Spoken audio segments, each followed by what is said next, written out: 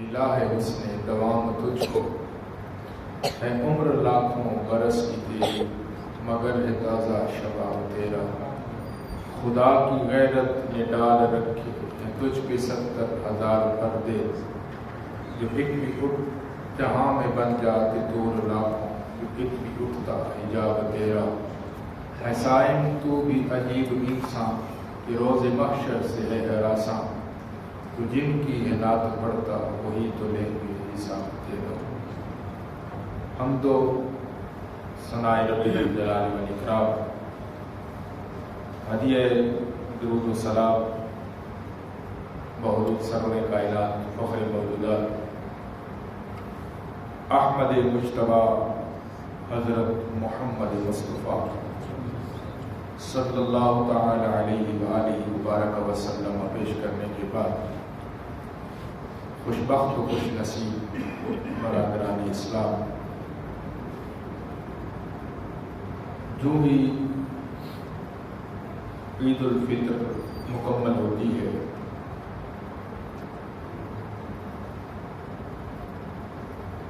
حج کے لیے تیاریاں شروع ہو جاتی ہیں۔ یقیناً حج کے مہینوں میں سے ایک مہینہ ذیقعد شریف بھی ہے، جس کی آج 5 تاریخ ہے۔ ہمارے کئی حاجی صاحبان جو روانہ ہو چکے، اور کچھ خوش نصیب جن کو اللہ نے یہ توفیق اور سعادت نصیب فرمائی ہے، وہ انشاءاللہ چلے جائیں گے، اور اللہ کسی کے تو خیر ہمیں بھی یہ سعادت عطا فرمائے گا۔ یقیناً ارکان اسلام میں سے ایک اہم رکن حج بھی ہے۔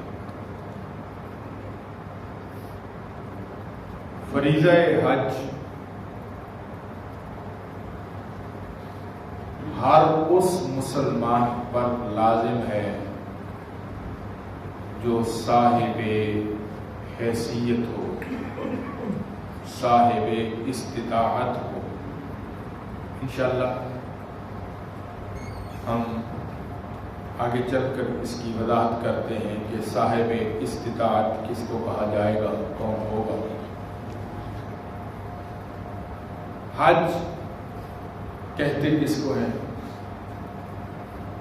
حج کا معنی زیارت کا ارادہ کرنا ہے، لغوی معنی اس کا رہا ہے، لیکن اصطلاح شرع کے اندر حج ہوا عبارت عن الافعال المخصوصۃ من الطواف والوقوف فی وقتہ محرما بنیت الحج سابقہ۔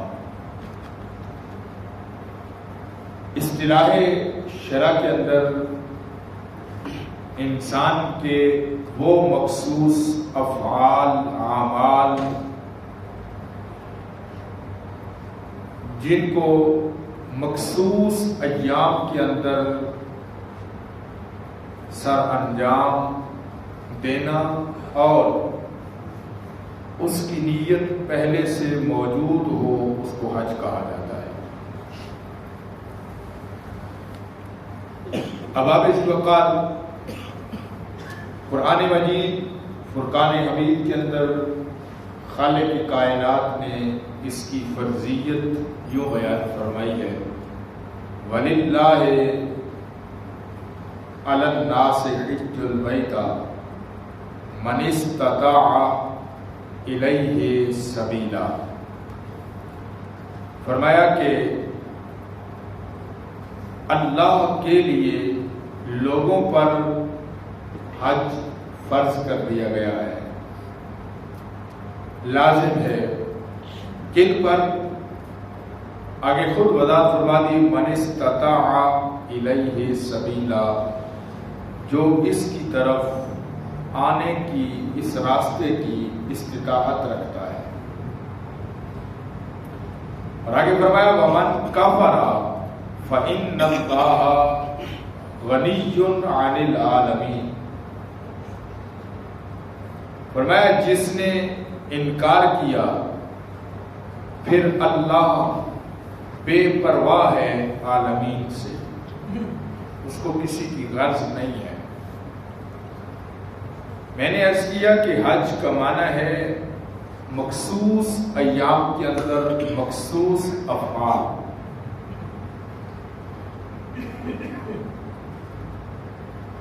کعبۃ اللہ کی زیارت کا ارادہ کر کے بیت اللہ شریف کا طواف کرتے ہوئے وقوف عرفات، مزدلفہ، مینا، رمی جمرات کرنے کا نام حج ہے۔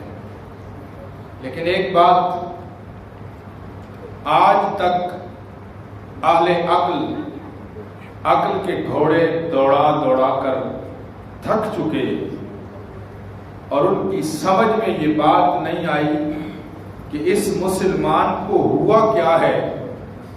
کبھی یہ دیوانہ وار اس کالے غلاف والے گھر کے گرد چکر لگاتا ہے، کبھی دو پہاڑیوں کے درمیان دوڑتا نظر آتا ہے، کبھی مزدلفہ میں کھلے آسمان کے نیچے رات بسر کرتا نظر آتا ہے، کبھی مینا میں خیمے گاڑتے اور اکھاڑتے نظر آتا ہے، کبھی عرفات کے میدان میں دیوانہ وار گھوما پھرتا ہے، کبھی ان 3 پلرز کو، 3 میناروں کو بغیر کسی سوچ سمجھ کے کنکریاں مارتا نظر آتا ہے اور کہتا کیا ہے میں حج کر رہا ہوں، کہتا کیا ہے میں یہاں رب کا مہمان ہوں، کہتا کیا ہے کہ مجھے میرے نبی نے خوشخبری دی ہے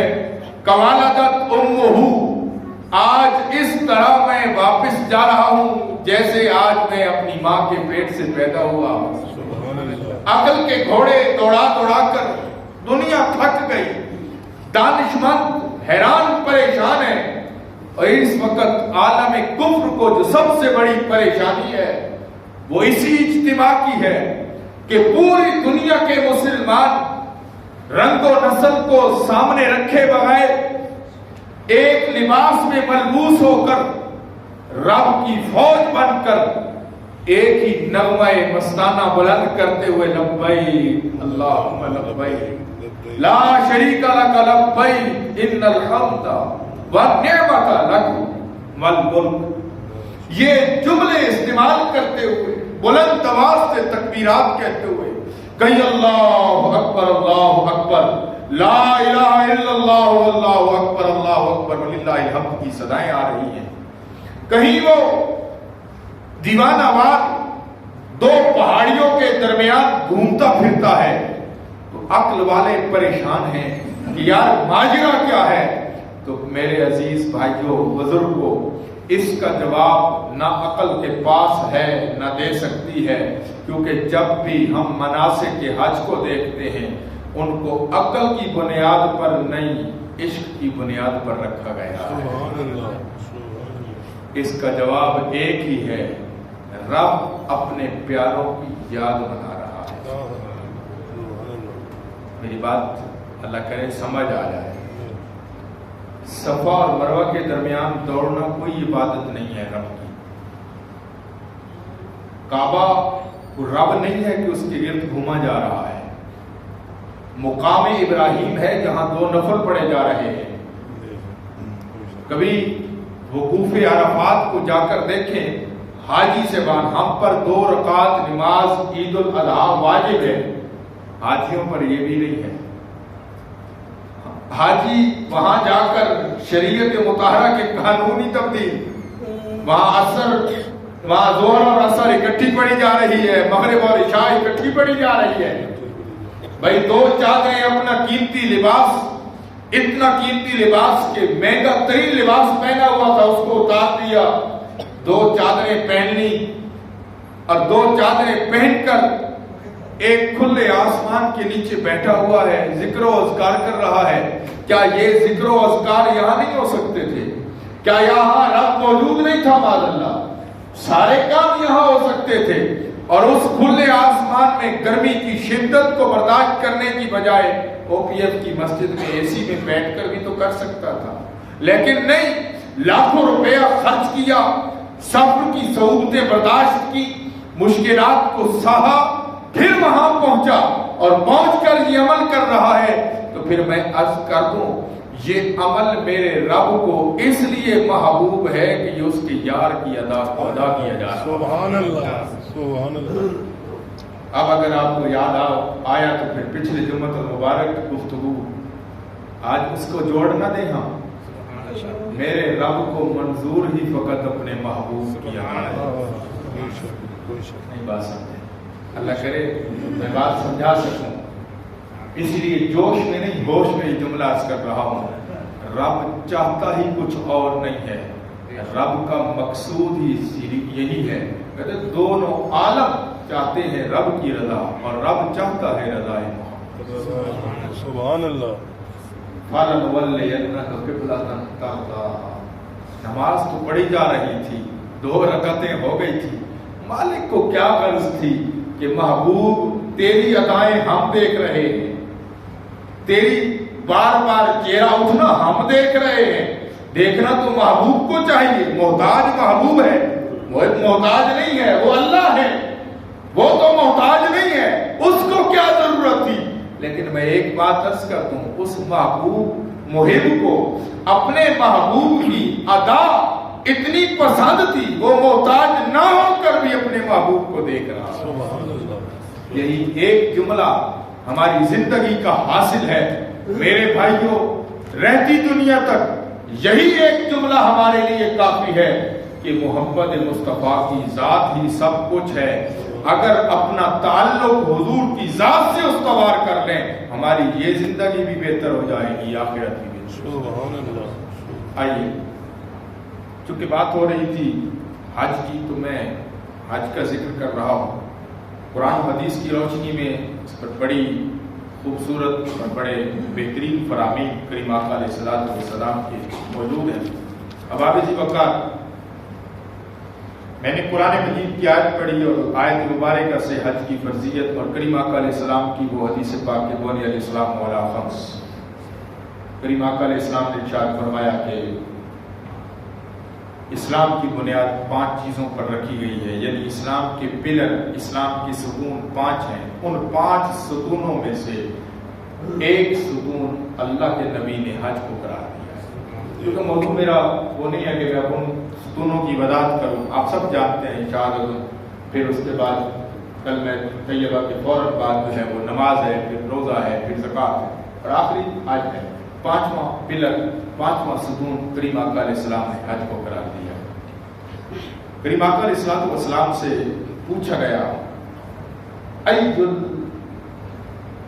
العمل افضل، کریم آقا علیہ السلام سے عرض کی گئی یا رسول اللہ کون سا عمل افضل ہے؟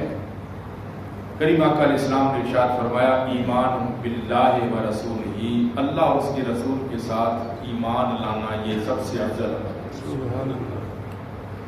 اور اس کی وجہ کیا ہے؟ وجہ یہ ہے کہ جب تک ایمان اور عقیدہ درست نہیں ہوگا کسی عمل کا فائدہ نہیں، کسی عمل کا فائدہ نہیں۔ کافر اس وقت بڑا دیانتدار ہے، ہم اس کی بنی ہوئی چیز بڑے شوق سے لیتے ہیں، ایسے ہے نا؟ لیکن کافر کی اس دیانت کی وجہ سے کیا اس کو آخرت میں فائدہ ہوگا؟ نہیں ہوگا۔ دنیا میں تو ہو رہا ہے کہ وہ مال کما رہا ہے، وہ زر مبادلہ کما رہا ہے، ریونیو اکٹھا کر رہا ہے، لیکن اس کو آخرت میں فائدہ نہیں ہوگا۔ اس لیے ایمان بنیاد ہے۔ کیلا ثم مالا، یا رسول اللہ اس کے بعد عرض کی گئی، اس کے بعد آقا علیہ السلام نے ارشاد فرمایا جہاد فی سبیل اللہ، وہ دوسرا عمل اللہ کے ہاں جہاد ہے۔ کیلا ثم مالا، کریم آقا علیہ الصلوۃ والسلام نے ارشاد فرمایا حج مبرور، فرمایا اے میرے غلام پوچھنے والے، تیسرے نمبر پر اللہ کی بارگاہ میں جو سب سے مقبول عمل ہے وہ حج مبرور ہے۔ حج مبرور کا معنی کیا ہے؟ اس کی وضاحت بھی اس لیے ضروری ہے، ہم نے بڑا سادہ سا ایک معنی کر دیا کہ مقبول حج، حالانکہ اس کا معنی مقبول نہیں ہے، مبرور کا معنی، مبرور کا معنی مقبول نہیں ہے۔ حج ویسے بھی مقبول ہے، حج ویسے بھی مقبول ہے، لیکن حج مبرور بر سے ہے، اور بر کہتے ہیں نیکی کو، یعنی ایسا حج جس کے اندر کسی قسم کی کوئی گستاخی نہ پائی جائے، کوئی گناہ نہ پایا جائے، کوئی غلطی نہ پائی جائے، اللہ کی نافرمانی نہ پائی جائے۔ بندہ اس حال میں حج کرے کہ من حج البیت فقضى مناسکہ وسلم المسلمون من لسانہ ویدہ غفر لہ ما تقدم من ذنبہ او کما قال۔ دوسری جگہ پر کریم آقا علیہ السلام نے ارشاد فرمایا من حج ھذا البیت لم یفسق ولم یرفث میں راجع کیوم ولدت امہ او کما قال۔ ترمذی شریف کی حدیث پاک ہے، کریم آقا علیہ السلام نے ارشاد فرمایا جس نے حج ادا کیا اور حج ادا کرنے کے ساتھ ساتھ اس نے کوئی برائی والا کام نہیں کیا، کوئی گناہ نہیں کیا، کوئی فحش کلام نہیں کیا، تو فرمایا راجع بیقیوم، فرمایا وہ اس طرح لوٹا ولدت امہ، اس نے اس طرح واپسی کی جس طرح آج ہی ماں کے پیٹ سے پیدا ہوا۔ سبحان اللہ۔ اور دوسری جگہ پر فرمایا غفر لہ ما تقدم من ذنبہ، فرمایا اللہ نے اس کی زندگی کے سارے گناہ معاف کر دیے۔ سبحان اللہ، سبحان اللہ۔ آقا علیہ الصلوۃ والسلام یہ خوبصورت حدیث پاک میں تمام احباب کو اپنی طرف متوجہ کرنا چاہتا ہوں، اور یہ حدیث پاک مسند امام احمد بن حنبل اس کے اندر موجود ہے، اور بہت ساری کتب احادیث کے اندر یہ حدیث پاک موجود ہے، اور یہ خوبصورت جملہ میں اپنے کریم آقا کا آپ کی سماعتوں کی نظر کر رہا ہوں۔ اذا لقیت الحاجہ میں فسلم علیہ وسافر ہو ومر ہو ان یستغفر لک قبل ان يدخل بیتہ فإنہ مغفور لہ او کما قال۔ یہ تھی عربی، اب اس کا ترجمہ سنیں۔ فرمایا لوگوں جب تمہاری ملاقات کسی حاجی سے ہو، کسی حاجی سے ہو جو حج کر کے واپس آ رہا ہے، اس سے ہو، فرمایا فسلم علیہ، پہلے اس پر سلام کرو، پہلے اس پر سلام کرو، وسافر ہو، اور فرمایا اس سے مصافحہ کرو، اس سے مصافحہ کرو، ومر ہو ان یستغفر لک، فرمایا پھر اس کو کہو کہ ہمارے بخشش کی دعا کر۔ سبحان اللہ۔ کون کس کو کہہ رہا ہے؟ بندہ بندے کو کہہ رہا ہے، اور وہ جو حج کر کے آیا ہے، وہ جو مکہ اور مدینہ سے گھوم کے آیا ہے، اور یہ بات ذہن میں رکھنا، مکہ اور مدینہ کوئی شہر اتنے عظمت والے نہ تھے، مصطفیٰ کے قدموں نے عظمت والا بنایا، اور جس امتی کو یہ عظمت مل رہی ہے اس محمد مصطفیٰ کا عالم کیا ہوگا، اس محمد مصطفیٰ کی شفاعت کا عالم کیا ہوگا، جن سے آبا نے حضور سے مصافحہ کیا ہوگا ان کی عظمت کیا ہوگی۔ آپ اور میں ایک حاجی کو مل رہے ہیں، حضور نے حکم دیا ہاتھ ملاؤ، لازمی اس سے اپنے ہاتھ ٹچ کرو، وجہ کیا ہے؟ مصافحہ کرو، تمہارے ہاتھ اس سے ملیں، اور اگلے میرے آقا کے الفاظ ہیں فَإِنَّهُ مَغْفُورٌ لَهُ، اس لیے کہ وہ اپنی بخشش کروا کے آ رہا ہے، تیرا اس کے ساتھ لگ جانا، رب تیری بھی بخشش فرما۔ سبحان اللہ، سبحان اللہ، کریم آقا کا فرمان۔ لوگوں مشرق سے سورج مشرق کی بجائے مغرب سے طلوع ہو سکتا ہے، حضور کا فرمان غلط نہیں ہو سکتا۔ یہ خوش نصیب جو حج کر کے آ رہا ہے، اس کی خوش نصیبی یہ کیوں میسر آئی اس کو خوش نصیبی؟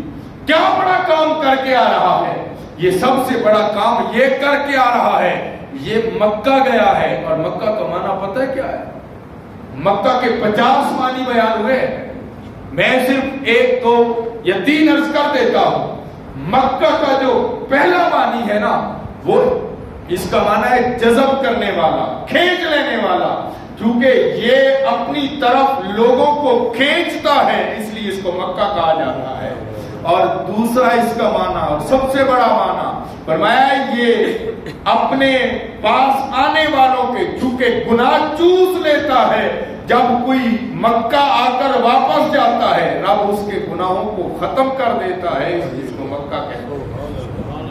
اور یہ شہر مکہ ایسا شہر نہیں ہے، قرآن نے کہا لا اقسم بہذا البلد ووالد وما ولد وانت حل بہذا البلد، اے محبوب اس شہر مکہ کی قسم اس لیے ہے کہ تیرے قدم یہاں لگے۔ یار اس شہر کی عظمت کا کیا کہنا جس میں خاتم النبیین کا میلاد ہو رہا ہے، ولادت مصطفیٰ ہو رہی ہے۔ اس شہر کا کیا کہنا، اسی لیے تو سیدنا فاروق اعظم رضی اللہ تعالی عنہ آپ بھی کعبہ کا طواف کرتے ہوئے حجر اسود کے سامنے کھڑے ہو کر کہتے ہیں انک حجر لا تضر ولا تنفع، او حجر اسود یہ عمر وہ ہے جس کے سائے سے شیطان ڈرتا ہے، لیکن عمر تیرا بوسہ لینے پر مجبور اس لیے ہے کہ تجھے محمد مصطفیٰ نے چوما ہے، تیرے بوسے میرے مصطفیٰ نے لیے، تیری عظمت اور تیرا وقار اس لیے بڑھ گیا ہے کہ تجھے میرے مصطفیٰ نے چوما۔ احباب جی وقار، یہ مکہ سے واپس آنے والا حاجی، اس کے لیے کریم آقا علیہ السلام نے فرمایا فَإِنَّهُ مَغْفُورٌ لَهُ۔ اور اس حدیث پاک کا ایک جملہ جو میں درمیان میں سے ترجمہ میں سکپ کر گیا، آقا علیہ السلام نے ارشاد فرمایا اس سے مغفرت کی دعا کرواؤ قبل ان يدخل بیتہ، فرمایا اس کے گھر میں داخل ہونے سے پہلے پہلے اسے اپنی بخشش کی دعا کرو۔ کتنی بڑی بات ہے، اور اس سے کئی باتیں ثابت ہو گئی۔ ایک تو جو حج کر کے آئے اس کا استقبال کرنا بھی مصطفیٰ کریم کی سنت ہے۔ میری بات آپ کو سمجھ آ رہی ہے؟ ہاں، کئی باتیں ثابت ہو گئی۔ اس کا مطلب یہ ہوا کہ ابھی وہ گھر نہیں گیا، گھر جانے سے پہلے پہلے حاجی جو حج کر کے آ رہا ہے اس کا استقبال کرنا بھی مصطفیٰ کا فرمان ہے، اس پر سلام کرنا بھی میرے آقا کا فرمان ہے، اس سے معانقہ اور مصافحہ کرنا بھی میرے آقا کا فرمان ہے، اور یہ بشارت بھی مصطفیٰ کریم نے دے رکھی ہے، لوگوں اللہ نے اس کی بخشش کر دی۔ حباب جی وقار، کریم آقا علیہ السلام کی ایک اور حدیث پاک، اور یہ حدیث پاک ترمذی شریف کی اور حاجیوں کی عظمت کے لیے آقا علیہ السلام نے ارشاد فرمایا ما من مسلم یلبی الا لبى من عن یمینہ وعن او عن شمالہ من حاجر او شاجر، فرمایا جب کوئی حاجی شہر مکہ جا کر تلبیہ کہتا ہے نا لبیک اللہم لبیک لا شریک لک لبیک ان الحمد والنعمت لک والملک لا شریک لک، جب یہ الفاظ کہتا ہے نا، میرے کریم نبی کا فرمان ہے، لوگوں حدیث صحیح عرض کر رہا ہوں، فرمایا اس کے دائیں طرف بھی اس کے بائیں طرف بھی جتنے پتھر اور درخت ہوتے ہیں وہ بھی ساتھ تلبیہ کہنا شروع کر۔ سبحان اللہ، بیٹا خوبصورت نہ اتنا خوبصورت صدا، اتنی پیاری صدا، لبیک اللہم لبیک صدا لگاتا ہے، تو فرمایا اس کے دائیں طرف والے اور بائیں طرف والے، کریم آقا علیہ السلام نے فرمایا حاجرین او شاجرین، چاہے وہ پتھر ہو چاہے وہ درخت ہو، اور اگلی بات کریم آقا علیہ السلام نے ارشاد فرمایا او مادارین حتی تنقطع الارض من ہا ہنا وہا ہنا، فرمایا صرف پتھر اور درخت اس ساتھ والے نہیں، فرمایا مشرق اس بندے سے لے کر مشرق تک، اس بندے سے لے کر مغرب تک ساری زمین لپیٹ کر ساتھ ہو جاتی ہے، وہ لبیک کہتا ہے ساری زمین اس کے ساتھ لبیک کہنا شروع کرتی ہے۔ لیکن احباب جی وقار، یاد رکھنا حج فرض کس پر ہے؟ جو صاحب استطاعت ہے. اور ہم میں سے اکثر لوگوں کو خبر ہی نہیں ہوتی، چلے کوئی بات نہیں، اس سال حج نہیں کرتے، اگلے سال کر رہے ہیں. یہ مسئلہ بڑا عام عرض کر رہا ہوں، اور حدیث پاک عرض کر رہا ہوں. کریم آقا علیہ السلام نے ارشاد فرمایا، حدیث صحیح سیاست تک کی حدیث پاک عرض کر رہا ہوں. آقا علیہ السلام نے ارشاد فرمایا، وہ شخص جس پر حج فرض ہوا اس کو کسی مجبوری نے نہیں روکا، یعنی ظالم حکمران نے یا بیماری نے یا اس کے راستے میں کوئی ایسی رکاوٹ نہیں تھی، اور اس نے پھر حج نہیں کیا، تو فرمایا اب چاہے وہ یہودی ہو کے مرے یا عیسائی ہو کے مرے، مجھے سے کوئی غرض نہیں. یعنی اس کا ایمان کا خاتمہ. اسی طرح اذان کے بارے میں بھی ہے، یہ مسئلہ بھی درمیان میں بات آ گئی. حضور نے ارشاد فرمایا، جو شخص اذان کو خاموشی سے نہیں سنتا، جواب دینے کی بات نہیں ہے، خاموشی سے، ہم اذان ہو رہی ہوتی ہے بول رہے ہوتے ہیں، اذان کو خاموشی سے نہیں سنتا، حضور نے فرمایا میں ممکن ہے اس کا ایمان پہ کامل ہو. ایک درمیان میں جملہ متعارض سمجھ لیں اس کو، ایک مسئلہ آ گیا تھا.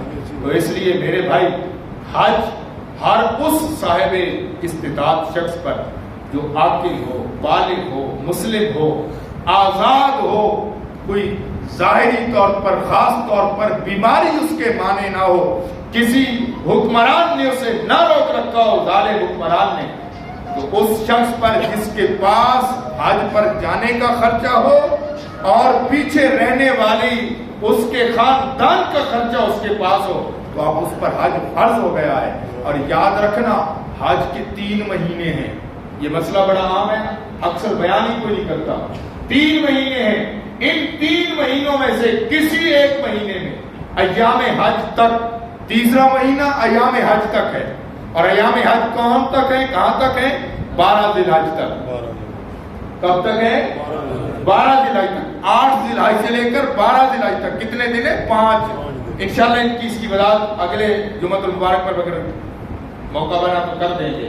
تو 5 ایام حج، 12 ذی الحج تک. پہلا مہینہ ہے شوال، دوسرا مہینہ ہے ذیقعد، تیسرا مہینہ ہے ذی الحج. آپ میرے ساتھ تھوڑا سا تعاون فرما لیں، یہ یاد رکھے ہیں، جہاں گن کے رکھنے ہیں، کیونکہ قرآن کریم کے اندر ان مہینوں کا ذکر ہے. ان مہینوں کے اندر اگر کسی کے پاس اتنا مال و دولت آ گیا اور آ کر اس کی دسترس میں تھا، پھر اس نے حج نہیں کیا، پھر کریم آقا کی وعید آپ نے سماعت کر لی ہے. فرمایا یا تو وہ یہودی مرے گا یا عیسائی. اس لیے حج فرض ہے، اس کو اگلے سال میں نہ ٹال کے رکھیں. اب دیکھیں پچھلے سال حج کتنا سستا تھا، اس سال حج کہاں پہنچ گیا، اگلے سال اس سے آگے. اور سمجھیں ہم کہ ہمارے اوپر فرض نہیں ہوا تھا. یاد رکھیے گا جس سال حج فرض ہوا، ہاں جس نے ایک بار کر لیا پھر تا حیات اس کو پابندی ختم، وہ ایک حج اس پر فرض. لیکن میرے بھائی حج فرض ہو گیا تو بیٹی کا رشتہ یا بیٹی کی شادی ضروری نہیں ہے. مسئلہ یاد رکھنا ہے. ہم کیا کرتے ہیں، ہم تو پھر قربانی کے لیے بھی یہ بہانہ تراش لیتے ہیں. معذرت کے ساتھ میں کسی پہ تنقید نہیں کر رہا، میں اس معاشرے میں آپ لوگوں کے ساتھ شامل ہوں. ہم تو اپنی قربانی کرتے ہوئے بھی یہ بہانہ تراش لیتے ہیں کہ بیٹی کی شادی پہ اتنا قرض لیا تھا، بیٹی کی شادی کرنی تھی سارے پیسے لگا دیے. بیٹی کی شادی کرنے پر اتنے پیسے لگانے کا حکم نہیں ہے، کیونکہ تیری اور میری بیٹی فاطمہ الزہرا سے افضل نہیں ہو سکتی. میری اور آپ کی بیٹی فاطمہ الزہرا سے بڑی نہیں ہو سکتی ہے. جس کریم آقا کی بیٹی کو خالی ہاتھ رخصت کر دیا جا سکتا ہے تو تیری اور میری بیٹی کی رخصت. تو اس لیے بیٹی کی شادی مانے نہیں ہے، بیٹے کی شادی مانے نہیں ہے. حج فرض ہو گیا ہے تو پھر ان مہینوں کے اندر اگر پیسہ آ گیا ہے تو اس صورت میں حج کرنا لازم ہے. وگرنہ پھر انسان اس کا ذمہ دار وہ خود ہے.